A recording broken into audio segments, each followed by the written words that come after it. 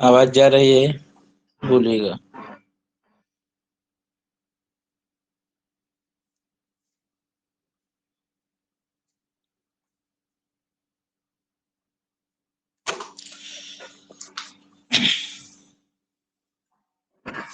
कि एक बार क्लियर करिए, आवाज सही है ना?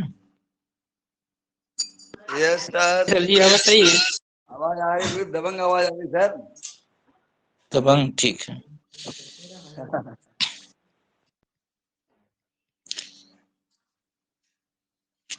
चलिए, कहाँ तक हो गया है? बराक हो गया है। और आज हम लोग को पढ़ना है बीट राइटर्स।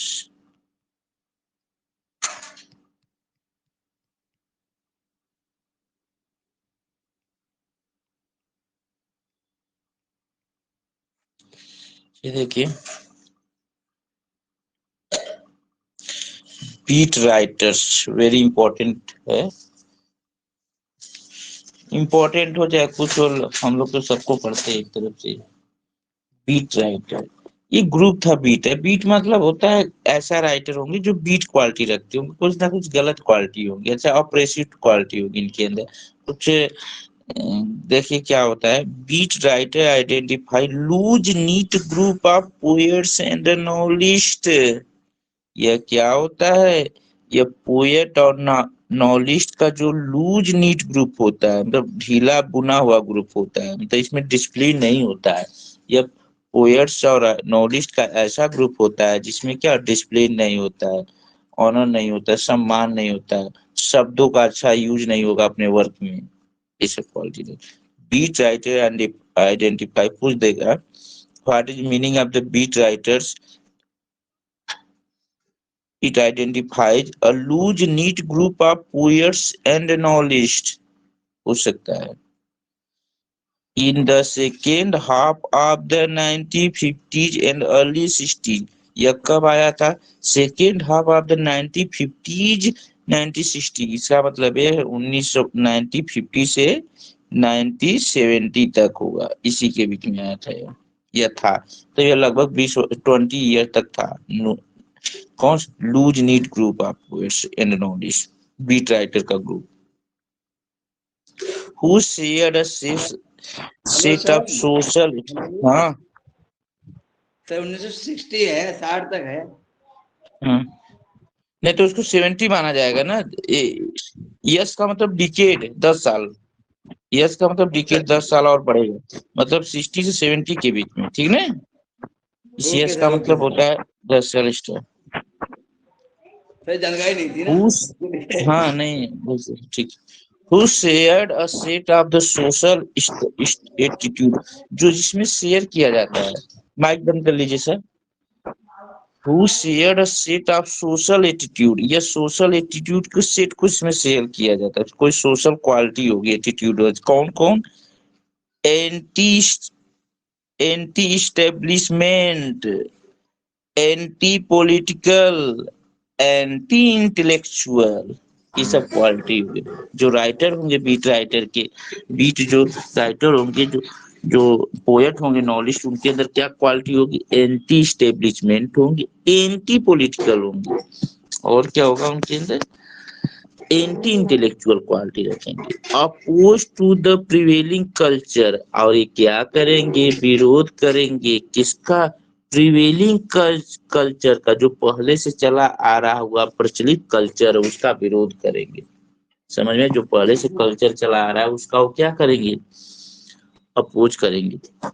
कल्चर का, लिटरेरी का है ना, मोरल वैल्यू का, जो पहले से चला आ रहा मोरल वैल्यू है, लिटरेरी और प्रिवेलिंग कल्चर है, जो पहले से कल्चर चले आ, उसका वो लोग विरोध करते। कौन? बीट राइटर्स और नोवेलिस्ट हैं, जो चीनी लोग विरोध नहीं। अब अभी मान लीजिए इस समय जो पहले से धर्म रिलीजन चला रहा है हमारे यहाँ, उसको लोग विरोध करते रहे। धर्म क्या होता है, राम क्या है, कृष्ण क्या है, लोग कुछ लोग नहीं बोलते क्या मतलब इनका पूजा करने, कुछ लोग बोलते पंडित क्या है।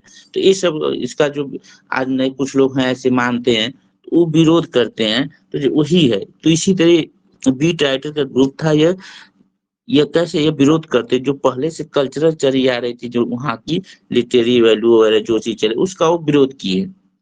ठीक है।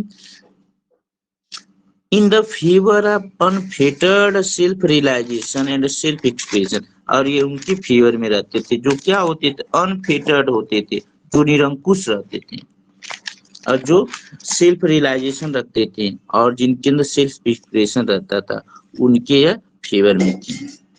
नहीं कहते अपना खाओ अपना पियो, किसी से कोई मतलब न रखो, धर्म क्या है अपना करो, ऐसी चीजें हैं। The beat writer often performed in coffee house and other public place। जो बीट राइटर थे या प्राय परफॉर्म इनका वर्क कहाँ होता था, कॉफी हाउस में एंड अदर पब्लिक प्लेस, और कुछ जो पब्लिक प्लेस होते हैं वहां पर। To the accompaniment of drums and jazz. किसके ग्रुप में, ड्रम और जॉज। जॉज होता है, जॉज एक प्रकार का डांस होता है, जज ग्रुप होता है, म्यूजिक जज म्यूजिक होती है, उस म्यूजिक और ड्रम के सहयोग से ये लोग बजाते हैं, मतलब इनका परफॉर्म होता है। जो बीट राइटर थे ये अपना परफॉर्म कॉफी हाउस में करते थे या पब्लिक और पब्लिक प्लेसेस में, किसके साथ, अकम्पनीमेंट ऑफ ड्रम्स और जज म्यूजिक, जज म्यूजिक और ड्रम के सहयोग से म्यूजिक। ठीक, इतना चीजें। चलिए देखिए कुछ चीजें बता देना, वैसे सब दिया है इसी में से, सब दिया है, कुछ बताना क्या है, सब इसी में है, लाइन टू लाइन।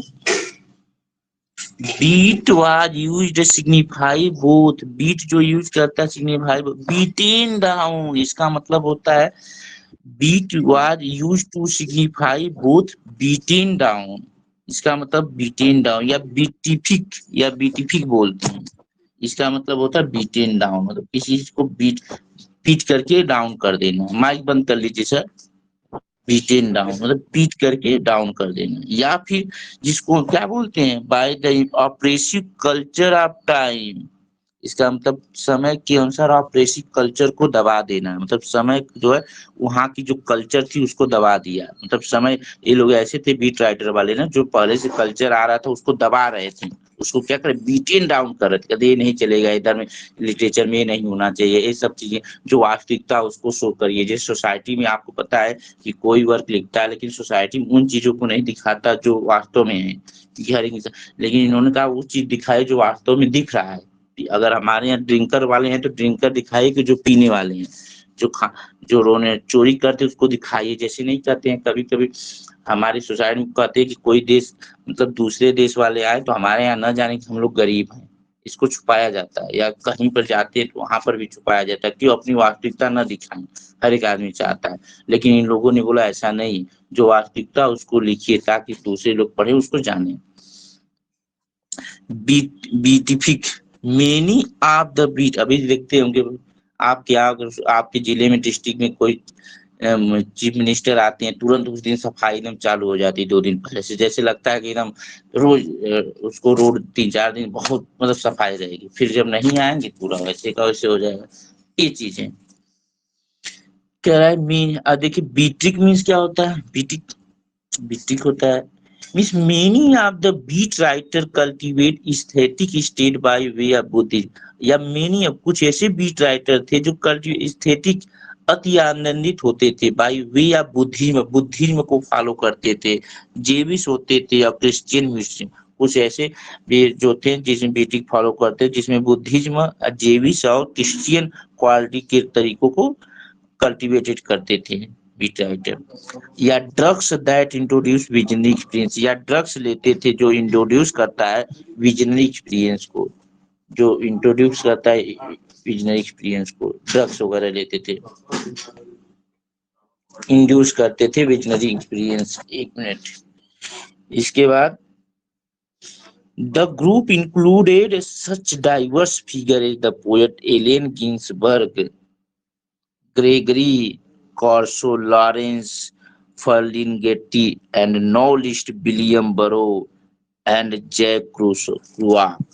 बहुत इंपॉर्टेंट पूछता है, which writer is not belong to beat writer, कौन नहीं बीट राइटर ग्रुप से बिलोंग करता है, तो जानेंगे तभी तो बताएंगे, इसलिए बहुत इंपॉर्टेंट है, आज के समय में सबको जानना जरूरी है। न्यूज सर टीजीटी में आया भी था क्वेश्चन। अरे बस एकदम ऐसे पढ़ रहे हैं, रामबाण है, कुछ छोड़ेंगे ही नहीं, आप तो 2-3 बार पढ़ चुके हैं, एक बार आप भी पढ़ चुके हैं, टीजीटी में पर आया कुछ था क्वेश्चन, छूटेगा थोड़ा। आई थी। तो अब ये नहीं पूछता है कौन है राइटर, अब ये पूछता है कि कौन नहीं है। जब पांचों जानेंगे छो तब तो बताएंगे कौन नहीं है। पहले तो ये यस पूछता सर, था यस सर। कौन है, तो कुछ हद तक चलो ठीक है ये है। लेकिन अब ये पूछता है हुई ना कौन नहीं है, तब जब तक पांचों नहीं जानेंगे कैसे बताएंगे, बड़ी दिक्कत ये पड़ जाएगी क्वेश्चन का। ये लोग नशेड़ी थे, ये लोग बीट राइटर हम्म नशेड़ी थे, नशा हम्म करते थे बहुत ज्यादा। गांजा वाजा बस नशा। जिक्र थे, हैप्पी हाउस में नहीं लिखते थे, कहते थे वास्तविकता, और ये वास्तविकता को लिखते थे, समझ जी लीजिए। जी। चलिए देखिए, एक बार फिर से यहाँ देखिए, इसके कुछ इसमें पोएट्स की अगर बीट राइटर के कुछ पोएट तो एलेन गिन्सबर्ग है। कौन है? एलेन गिन्सबर्ग है, ठीक, ध्यान रखिए। दूसरा ग्रेगरी कोर्सो है। तीसरा लॉरेंसे फर्लिनहेटी है। ये तीनों क्या है? पोएट है। और नॉलिस्ट कौन उस समय थे? विलियम बरो, इंपॉर्टेंट है, टर्म दिए हैं कई। और जे जैक क्रुआक गिन्सबर्ग, गिन्सबर्ग का एक वर्क हाउल है, बहुत इंपॉर्टेंट है, 1956 में, ठीक है, 1956 में, बहुत इंपॉर्टेंट वर्क है, जिसमें पूरा नॉवल है। It the central beat achievement in its breathless, इसमें सेंट्रल बीट अचीवमेंट है, इट इज ब्रीथलेस है। Chanted celebration of down and out and subculture of drugs user, social misfits and compulsive wanderer। इसमें chanted celebration किया गया है, मतलब गुणगान किया गया है। अब द डाउन एंड, जो जो डाउन हुआ, जो आउट हुआ, जो समाप्त हुआ, उसका गुणगान किया गया। एंड सब सब कल्चरल आप ड्रग्स यूजर, आप जो ड्रग्स यूज करते हैं उनके बारे में उनका व्याख्या किया गया है। And intellect and sense affected by sexual abandon, और कुछ जो होते थे जो एज वेल, एक minute, sense affected by sexual abandon, कुछ सेक्सुअल अबैंडन कुछ होते उसको प्रभावित थे। कह रहा कि D sir arrangement misfit of छोड़ द, दिया था आपने सर। सर क्या छोड़ दिया था। सोशल मिसफिट थी, कंपल्सिव बंडनर थे। लाइन छूट गया क्या कोई? ये सर, ये सर, ये सर। अच्छा ठीक है, नहीं सर, देख अभी लीजिए। अभी नहीं सर। सर अभी छुट्टी कराई थी आपने। चलिए कोई central beat achievement in its breathless, कह रहे ब्रीथलेस, इस ब्रीथलेस के रूप में बिना इन्होंने सेंट्रल बीट अचीवमेंट प्राप्त किया। Chanted celebration of the down and out, down मतलब डान होना एंड आउट होना, इनका चैंटेड सेलिब्रेशन हुआ। एंड सब cultural of the drug user करते थे कुछ। एंड सोशल मिसफिट्स इनके अंदर थी, कंपल्सिव वांडरर थे, एज और क्या, representing the rearrangement of the intellect and the senses affected by sexual abandon, sexual वगैरह का प्रभावित थे। मतलब जितनी भी गलत चीजें थी इन लोगों के अंदर थी जो बीट राइटर थे, ठीक है। ड्रग्ड हालुसिनेशन, हालुसिनेशन वर्ड आता है कभी कभी, इसकी स्पेलिंग पूछता है, ध्यान रखिएगा। HA हाल, ऐसे याद करिए, हाल लूसी, फिर हाल लूसीनेशन, NATION, हाल लूसीनेशन, ध्यान रखिए, पूछता है मतलब माया भ्रम मोह वगैरह होती है, भ्रम। एंड रिलीजियस स्टेसिस, और धार्मिक परमानंद की बात करता है। Compare the vogue of decadence in the late 19th century, late 19th century में कुछ डिकेडेंस का इसमें इसमें वेग हुआ गया, कुछ प्रचलन चला, मतलब कुछ पतन हुआ। कह रहा है 19th सेंचुरी में फिर जाकर के पतन भी हो जाता। लगभग आपको पता है कि शुरू हुआ था 1950 में और 1970 तक ये समाप्त हो जाता है, मतलब 20 साल ही रह पाता है क्या, बीट राइटर का जो ग्रुप था। आगे देखिए, the representative and influential novel of the moment is Jack Crusoe. अब एक बहुत इंपॉर्टेंट नॉवेल है जिसका जैक क्रुआ का ऑन द रोड 1958, जॉन क्रुआस का एक वर्क है ऑन द रोड 1958 में। किस तरह इसमें बीट राइटर क्वालिटी को दिखाया गया था, इसमें जो करेक्टर होंगे ना वो बहुत गलत से गलत रूल को फॉलो करते होंगे, वास्तविकता को उन्होंने दिखाया होगा। किसने? जैक क्रुआ। आप सारा नावल तो भाई पढ़ नहीं पाएंगे, फिलहाल बता रहे हैं। while the beat movement was short lived, जबकि जबकि जो बीट मूवमेंट था शॉर्ट लाइफ था, मतलब कुछ ही समय के लिए था. It left its imprint on the subject and the form of many writers of the 1960 1970. कर it left its imprint, इसके जो imprint को on the subject, इसके सब्जेक्ट का जो imprint था उसको छोड़ दिया गया. And form of many writer of 1960 से 1960 से 70 के बीच में कुछ बहुत से राइटर इसको छोड़ दिए इसके सब्जेक्ट को. पहले कुछ लिखे, फिर बाद में इस सब्जेक्ट को बीट राइटर की जो क्वालिटी थी उसको नावल वगैरह पोयम में यूज नहीं करते थे. कौन राइटर? और जो राइटर हुए और ये लोग भी धीरे धीरे छोड़ दिए. ठीक, चलिए. Notwithstanding the desire of beat writer to be considered rebellious, obscene and anarchic, the desire of beat writer की जो इच्छाएं थी टू बी कंसीडर रिबलियस थी, मतलब विद्रोही टाइप के थी. ऑफसीन थे, मतलब गंदे स्वभाव के थे. एंड एनार्किक स्वभाव के थे, अराजकता थी इनके अंदर, इन लोगों के अंदर. And considerable body of scholarship की considerable body of scholarship now argue for their canonical status. और कहा जाए तो कंसिडरेबल बॉडी ऑफ स्कॉलरशिप की जो कंसिडरेबल वर्ड, एक मिनट कहाँ, हाँ एक मिनट कहाँ पर है, एक मिनट, हाँ देखिए कंसिडरेबल बॉडी स्कॉलरशिप की कंसिडरेबल बॉडी को बताएगा. Now argue of their canonical status. अब जहां पर हम देखते हैं कि कैनोनिकल स्टेटस के रूप में जिसमें बहस किया गया है. तो बस अब इतना ही जानना है, इसके बाद मुझे लग रहा है आप पढ़ने वाला नहीं.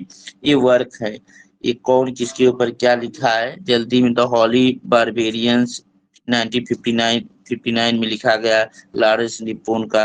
एन चार्टर का the portable beat reader 1992, Brenda Knight women for the beat generation. ये सब वर्क है, इससे कोई मतलब नहीं. आपको जानना क्या है बीट राइटर के बारे में, फिर एक बार देख ले. बीट राइटर जो होते हैं एक ग्रुप होता है, a loose knit group of poets and novelists. ध्यान रखिएगा, ये कब से कब तक था? 1950 से 1960, मतलब 1950 से 70 के बीच में, 20 साल था, फिर समाप्त हो जाता है. इसमें जो इनके अंदर कौन उन लोग बीट राइटर जो थे, पोएट थे, नॉलेज, उनके अंदर क्या क्या क्वालिटी थी? एंटी स्टेब्लिशमेंट थे, एंटी पॉलिटिकल थे, पॉलिटिकल में रुचि नहीं रखते थे, एंटी इंटेलेक्चुअल थे. ये सब अपोज टू द कल्चर जो पहले से प्रिवेलिंग कल्चर आ रहा था, लिटरेरी जो मोरल वैल्यू था पहले का चला आ रहा था, उसका उन लोगों ने विरोध किया. कहा ये सब नहीं चाहिए लोगों में. एंटी स्टेब्लिशमेंट, एंटी पॉलिटिकल, मतलब जो लिटरेरी मोरल वैल्यू पहले चले आ रहे थे, प्रिवेलिंग कल्चर जो पहले से आ रहे, उनका विरोध करने लगे. अब विरोध कैसे किए? अपने वर्क को लिख करके. एंड अब फेवर किसका करते थे? अनफेटर सेल्फ रियलाइजेशन, सेल्फ इंप्रेशन.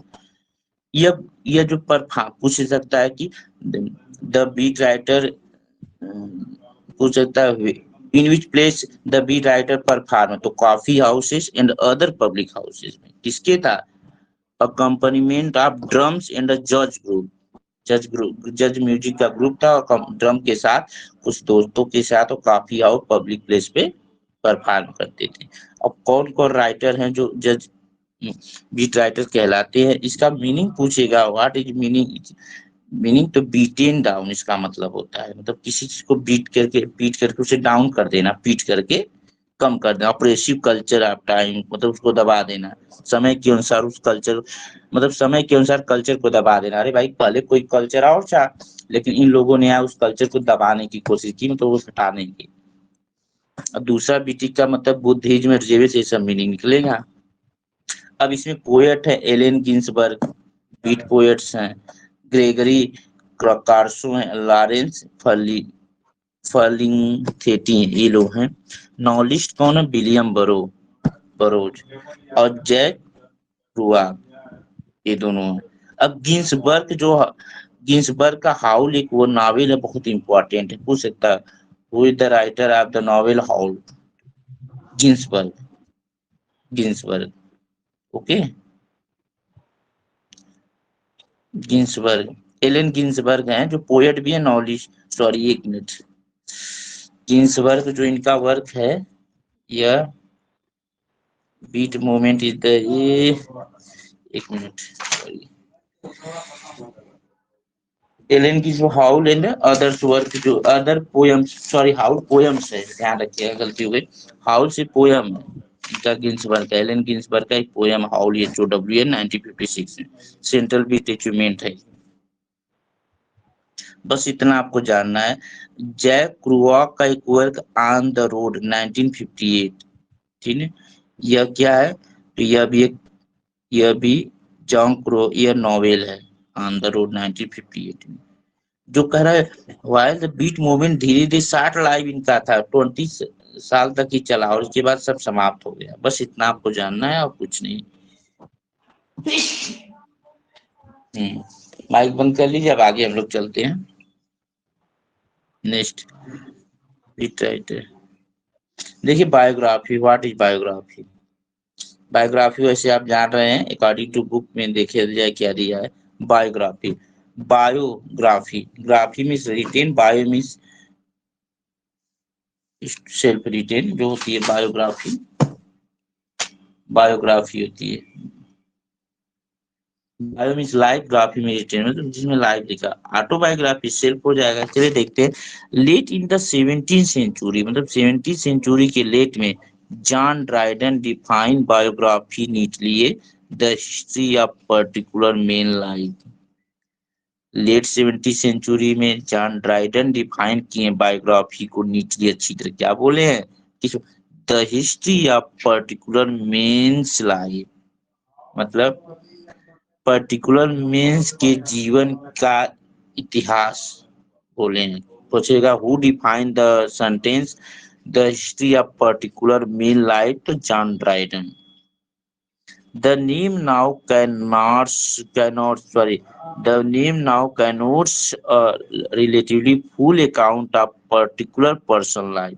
इसमें नेम होता है, इसमें नेम नाउ कैनोट्स किया जाता है रिलेटिवली, जो आपके रिलेटिव होते हैं, full of particular person life, किसी पर्टिकुलर पर्सन की लाइफ के बारे में। यह कहानी जो होती है किसी पर्टिकुलर पर्सन की लाइफ के बारे में होती है। कैनोट से मिलता की ओर संकेत करती है। इसमें जो स्टोरी होगी पर्सन की लाइफ की, मतलब पर्टिकुलर पर्सन की लाइफ के अकाउंट पर होगी। पर्टिकुलर कोई व्यक्ति होगा, उसी की स्टोरी होगी, लिखने वाला कोई और होगा। Involving the attempt to set forth character, इसमें जो होता है इन्वॉल्व होगा the attempt to set forth character, इसमें करेक्टर जो होंगे इन्वॉल्व होंगे, टेम्परामेंट होंगे एंड मिली, उससे जो करेक्टर होंगे टेम्परामेंट जो होगी मिलू, वो उस मतलब जिसकी बायोग्राफी लिखी जाएगी उससे वो मिलेगा, टेम्परामेंट स्वभाव है मिलू। As well subject activities and experience, और उसका जो सब्जेक्ट एक्टिविटी होगा, एक्सपीरियंस, और जो वैल्यू होगा टेम्परामेंट करेक्टर का जो उसमें यूज किएंगे, उस जिसकी बायोग्राफी लिखी जाएगी उससे वह सिमिलर होंगे, उससे मिलते रहेंगे। अब देखिए बायोग्राफी जो होती है ऑब्जेक्टिव होती है, ऑटोबायोग्राफी सब्जेक्टिव होती है, क्योंकि राइटर जो होता है खुद अपने बारे में लिखता है तो सब्जेक्टिव हो जाएगी, लेकिन बायोग्राफी अगर बात किया जाए तो ऑब्जेक्टिव होगी। Both the ancient Greek and Roman produce short formal lives of individual. Both ancient Greek और रोमन प्रोड्यूस short, जो एंशियंट ग्रुप थे ग्रीक जो थे और रोमन जो हैं, दोनों लोग ने प्रोड्यूस किया short formal lives of individual के फॉर्मल लाइफ्स और शॉर्ट के बारे में, चीजों के बारे में पता करने के लिए बायोग्राफी पहले रोमन भी लिखते थे, ग्रीक भी लिखते थे। The most famed surviving example in the parallel lives of Greek, अगर सबसे अच्छा एग्जाम्पल मिलता है रोम का, एक है parallel lives of Greek and Roman notable by Greek writer Plutarch. Parallel lives work है ना प्लूटार्क का, यह क्या है, यह बायोग्राफी है रोमन की, ठीक है, ध्यान रखिए। जो कब की लिखी गई है 46 से 120 में। बाद में इसको जो Thomas in translated by Thomas north in 1579, जिसको जो है बाद में पैरेलल लाइफ को बाद में थॉमस नॉर्थ ने 1579 में इसको ट्रांसलेट किया है, और जिन्होंने शेक्सपियर ने भी जो रोमन प्ले लिखा है इसी पैरेलल लाइफ से हिला के लिखा है, इन्हें जो ट्रांसलेट किए थॉमस नॉर्थ ने, उसी से लेकर के स्टोरी लिखा है। कौन? शेक्सपियर ने अपना जो रोमन प्ले लिखा है। It was source of Shakespeare play a Roman subject. देखिए कर यह जो सोर्स है, यह बाद में शेक्सपियर के प्ले जो रोमन है उसका सोर्स बन जाता है पैरेलल लाइन। आगे देखिए, आवाज जा रही है? हेलो, आ रही है बस सर। आवाज आ रही है। Medieval authors wrote generalized chronicles of the deeds of king. Medieval author जो थे, मध्यकालीन author, wrote लिखे generalized chronicles of deed of kings, राजाओं के कार्यों का क्रॉनिकल आर्डर में। तो जो मेडिवल आथर जो थे वो किसी राजा के जो कार्य होते थे, डिट्स होते थे, उनको क्रॉनिकल्स उनके समय काल में, मतलब उसके जो क्रम से, जो राजा हेनरी फर्स्ट था, हेनरी सेकेंड था, हेनरी थर्ड था, रिचर्ड सेकेंड था, तो क्रॉनिकल आर्डर में जो कुछ उनकी स्टोरी थी, आथर जो मेडिवल आथर लिखा करते थे, जैसे शेक्सपियर ने ही लिखा है, जिसे क्या एज वेल हैजियोग्राफी, जिसे क्या बोला जाता है? हैजियोग्राफीज बोला जाता है। जियोग्राफी मतलब क्या होता है? इसका मतलब होता है, जियोग्राफी मीन्स होता है धर्म ग्रंथ, धर्म ग्रंथ, धर्म ग्रंथ। The stylised lives of Christian saint, जिसमें हैजियोग्राफी क्या होता है? Stylised lives of Christian saint की कहानी होती है। often based more on obvious legend than on fact। often base होता है, यह बेस होता है more on pious legend than a fact। यह फैक्ट की अपेक्षा इसमें pious legend थीम होती है। हैजियोग्राफिक जो होता है इसमें फैक्ट नहीं होता है, फैक्ट की अपेक्षा इसमें pious legendary थीम होती है। मतलब जो मतलब लेजेंडरी थीम होती है, कहानी राजा महाराजा की वास्तविकता, उसको इसमें दिखाया जाता है। यस, अभी मान लीजिए क्रिश्चियन सेंट के बारे में जीसस क्राइस्ट की कहानी लिखी गई है, तो ये क्या है? ये एक प्रकार का ये एक प्रकार का पॉइस लीजेंड है। अब वास्तव में है कि नहीं, वो क्या, ये पॉइस लीजेंड बोल रहे, तो उसी की कहानी। तो कई बार पूछा है वन वर्ड सब्स्टिट्यूशन वगैरह में कि व्हाट इज हैजियोग्राफिक, क्या होता है? ये इसमें stylized lives of Christian saint often based more on pious legend than fact। Fact की अपेक्षा इसमें pious legend होता है, इन सेंटों की स्टोरी से संबंधित होता है क्रॉनिकल आर्डर में। धर्म ग्रंथ जिसे बोला जाता है हिंदी में। In England, the fairly detailed secular biography appeared in the 17th century। England में जो fairly detail secular biography 17th century में यह बायोग्राफी अपीयर हुई। ध्यान रखिएगा, इंग्लैंड में बहुत इंपॉर्टेंट है। In England the fairly detail secular biography appear in 17th century. England में जो बायोग्राफी कब आई? 17th सेंचुरी में अपीयर हुई। The most distinguished instance Izaak Walton का लाइफ। ध्यान रखिएगा, सबसे अगर बात किया जाए तो मोस्ट डिस्गाइज्ड विशेष वर्क कौन? इजाक वाल्टन एक है, इनका लाइफ जो वर्क है बायोग्राफी है, including short biography of the John Donne jar Herbert, जिसमें शॉर्ट बायोग्राफी है। किसकी बायोग्राफी? जॉन डन की और जॉर्ज हर्बर्ट की। ध्यान रखिएगा, इजैक वाल्टन का एक वर्क है लाइफ्स, जो क्या बायोग्राफी, किसकी बायोग्राफी लिखा गया है? वो इजैक वाल्टन ने लिखा है। जॉन डन, जॉर्ज हर्बर्ट, ये दोनों मेटाफिजिकल पोएट है, इनकी कहानी। तो ये कब लिखा गया? 17th सेंचुरी में। और सबसे पहले यही इंग्लिश में लिखी गई बायोग्राफी है। रिटेन बिटवीन 1642 एंड 1678 के बीच में लिखी गई है। 1640 एंड 1678। समझ में आया? पूछ सकता है life work written by Isaac Walton in of which person biography, which writer biography? John Donne and George Herbert। चलिए, the 18th century in England, the age of emergence of the full-scale biography and also of the theory of biography, special literature in 8th century in England। England की जो 18th century, sorry, 18th century in England, England में 18th century, the age of emergence of full scale biography। 18th century में England में पूरी biography भर गई, मतलब चारों तरफ सभी लोग बायोग्राफी लिखने लगे। Start of the and also the theory of biography, biography की थियरी को भी लिखने हैं as a special literary genre. अब कह रहा है 18th सेंचुरी में इंग्लैंड में ना बायोग्राफी एक प्रकार का स्पेशल जानरा होने लगा, मतलब एक विशेष जानरा मानने लगी, बायोग्राफी सभी लोग लिखने लगे। It was the century of Samuel Johnson, इसलिए इसे कहा कि इट वाज सैमुअल जॉनसन की सेंचुरी कहा गया था। एक सैमुअल जॉनसन का वर्क है लाइफ्स ऑफ इंग्लिश पोएट्स, ध्यान रखिए बहुत इंपॉर्टेंट है।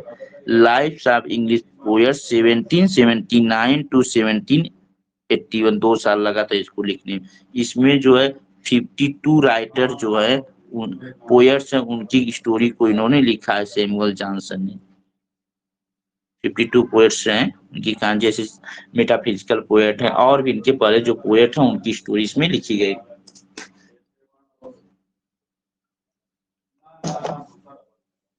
ठीक है, ध्यान रखिए बहुत इंपॉर्टेंट है।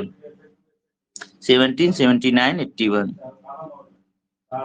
आप the best known of all English biographic James Boswell, आगे कह रहा है आप the best known of all English biographic, सभी इंग्लिश बायोग्राफी के रूप में बेस्ट जानने वाले James Boswell, life of Samuel Johnson. अब सैमुअल जॉनसन के ऊपर जेम्स बॉसवेल ने एक बायोग्राफी लिखी जिसका नाम क्या, लाइफ ऑफ सैमुअल जॉनसन। कब लिखा गया, 1791 में। ध्यान रखिए बायोग्राफी है। In our own times biographies of notable women and men have become one of the most popular of literature। और कह रहा इन own time, हमारे समय में था 18th सेंचुरी, हमारे समय में आज की बायोग्राफी जो है वुमेन और मैन के लिए नोटेबल माना गया, आज के समय बहुत फेमस हो गया है। बायोग्राफी का notable women and men have become one of the most popular literature. आज के समय में, हमारे समय में जो है लिटरेरी फॉर्म एक पॉपुलर फॉर्म माना जा रहा है क्या, biography. Usually there is list one biographical title high on the best seller. Usually सामान्यतः कहा जाता है कम से कम कोई भी बायोग्राफिकल टाइटल होता है high on the best seller list, वह किसी बेस्ट सेलर लिस्ट में सबसे ऊंचाई पे होती है। कोई बायोग्राफी किसी के बारे में लिखता है तो बायोग्राफी जो उसकी ज्यादा फेमस होती है, बायोग्राफी किसी ने किसी के ऊपर, तो उसको ज्यादा लोग पढ़ते हैं, रीडिंग करते हैं। ठीक है, अभी नॉर्मल सी बायोग्राफी या मोदी बायोग्राफी या फिर किसी की MS धोनी या किसी की सचिन तेंदुलकर को ज्यादा लोग लाइक करते पढ़ना, वही बात। तो ये आपकी बायोग्राफी हुई। ठीक है, तो देखिए सबसे पहले मैंने एकदम पूरा निचोड़ कर दिया कि बायोग्राफी कैसे क्या हुआ। लगता है पूरा तो हो नहीं पाएगा क्योंकि ऑटोबायोग्राफी कल, 1 मिनट देखते हैं, ये कल हो जाएगा, ज्यादा हो जाए है, कल देखेंगे हम लोग। अब देखिए इसमें बायोग्राफी में आपने पढ़ा क्या, बायोग्राफी जो है सबसे पहले लेट 17th सेंचुरी में जॉन ड्राइडन ने इसे डिफाइन किया, द लेट 17th सेंचुरी में आया। ये जब बायोग्राफी में को ड्राइडन ने क्या बोला, the history of particular men's life. अरे भाई विशेष आदमी के जीवन का इतिहास होता है, यही तो होता है बायोग्राफी में। अब इसके बाद इसमें जो involving attempt to the fourth character जो होंगे, जो बायोग्राफी में जो करेक्टर यूज किए जाएंगे, टेम्परामेंट या मेलू वगैरह, वो क्या है जिसके बारे में बायोग्राफी लिखा जाएगा उससे वो मिलता रहेगा। सब्जेक्टिविटी एक्सपीरियंस, एंशिएंट ग्रीक और रोमन में, जो एंशिएंट ग्रीक और रोमन में भी बायोग्राफी लिखी जाती थी, समझिए। जैसे अगर रोम की बात किया तो पैरेलल लाइफ्स ऑफ ग्रीक है, रोमन नोटेबल जो प्लूटार्क है, प्लूटार्क का पैरेलल लाइफ्स है जो बायोग्राफिकल वर्क है, ध्यान रखिए, जिसको बाद में थॉमस नॉर्थ ने ट्रांसलेट किया है इंग्लिश में 1579 में, जिसके ऊपर शेक्सपियर ने सारे रोमन प्ले लिखा है। ठीक है, अब इसके बाद आपको पता है कन्फेशन करके ऐसे नहीं, फिर इसके बाद अगर एक वर्ड आता है हैजियोग्राफी, तो हैजियोग्राफी मतलब जो मेडिवल सेंचुरी में जो कुछ राइटर कुछ वर्क थे, मतलब किसी राजा महाराजा की या क्रिश्चियन की लाइफ से संबंधित कोई वर्क लिखा जाता था जो धर्म ग्रंथ जिसे बोला जाता उसे माना जाता था। ठीक है, फिर इसके बाद अगर बात करें तो जो 17th सेंचुरी में इंग्लैंड में यह आया मेडू से, और सबसे पहले इजाक वाल्टन का नाम आता है, इन्होंने लाइफ से एक बायोग्राफी लिखी। किसके ऊपर बायोग्राफी है, जॉन डन और जॉर्ज हर्बर्ट के ऊपर। इसके बीच में लिखा गया है। ठीक, फिर 80 सेंचुरी में बायोग्राफी इंग्लैंड में चारों तरफ फैल गई, ज्यादा फेमस हो गई, सभी लोग लिखना पसंद करे, पढ़ना भी ज्यादा पसंद किए। तो अगर सैमुअल जॉनसन की बात किया जाए, life of the English poets, इनका बहुत इंपॉर्टेंट वर्क है। फिर इसके बाद सैमुअल जॉनसन के ऊपर जेम्स बॉसवेल ने लिखा लाइफ ऑफ सैमुअल जॉनसन 1791। ये आपका हो गया, मुझे लग रहा है बायोग्राफी आ गया। कल ऑटोबायोग्राफी मेमोयर वगैरह पढ़ा जाएगा। ठीक है, चलिए 2 मिनट रुक करके आइए, फिर हम लोग शुरू करते हैं। इसके बाद आपका क्या बोलते हैं उसको, ग्रामर शुरू करते हैं। 2 मिनट रुक के आइए।